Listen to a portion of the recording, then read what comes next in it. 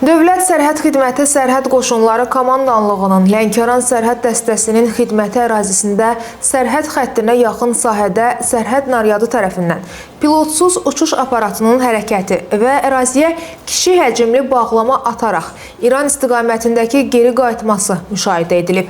Bu barədə Dövlət Sərhəd Xidmətindən məlumat verilib. Bildirilib ki, sərhəd zastavası dərhal silaha komandası üzrə qaldırılıb. Xidməti ərazi qapadılıb. Keçirilən sərhəd axtarışı və əməliyyat tədbirləri nəticəsində atılan bağlamanı götürmək məqsədi ilə əraziyə gələn Lənkəran rayon sakini 37 yaşlı Həsənov Anar, eləcə də avtomobildə onu gözləyən Qubadlı rayon sakini 40 yaşlı Hüseynov Razim şübhəli şəxs qismində saxlanılıb. Saxlanılan şəxslər ilkin dindirilmə zamanı əraziyə PUA vasitəsilə atılan 4 kiloqram 504 qram narkotik vasitə marihuananı götürmək məqsədi ilə gəldiklərini etiraf ediblər. Araşdırma nəticəsində onların əvvəllər məhkum olduqları müəyyənləşdirilib. Fakt üzrə əməliyyat istintaq tədbirləri davam etdirilir.